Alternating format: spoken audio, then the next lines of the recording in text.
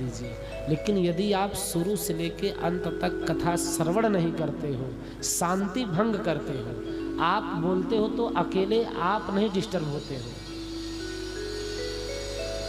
इनका मन कथा में लग रहा है, आप बोल दिए तो आपकी बात की तरफ इनकी कथा चली, इनका मन चला गया या इनका मन चला गया, तो उसका कितना बड़ा अपराध हुआ नहीं जानते आप लोग। तो इसलिए सूत जी महाराज जब कथा सुनाने लगे तो शौनक आदि ऋषियों को उन्होंने कहा कि सावधान तनया श्रृणु, सावधान होकर के भगवान की कथा श्रवण करें ना। तो भगवान की कथा कभी भी श्रवण करने जाइए तो शांति से बैठ करके, जब मंगला आचरण शुरू हो जाए तो मंगला आचरण से शुरू चुप बिल्कुल। हाँ, मन में यदि शंका जागृत हो रही है तो उसके लिए आप बोल सकते हैं ना, लेकिन हाँ लोक चर्चा नहीं। जब भगवत चर्चा प्रारंभ हो जाए तो भगवत चर्चा में ही अपने मन को लगाना चाहिए। तुलसीदास जी कहते हैं, बिगड़ी जन्म अनेक की अब ही सुधरे आज।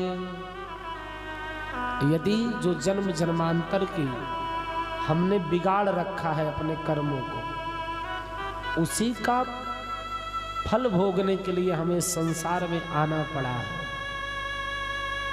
तो बिगड़ी जन्म अनेक की अब ही सुधरे आज, आज और अभी सुधर जाएगा। पर कैसे?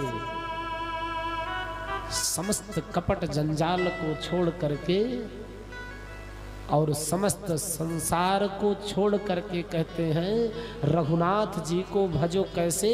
बोले तुलसी तज कुसमाज, कुसमाज को छोड़ करके, कुसमाज क्या है? यही तो है।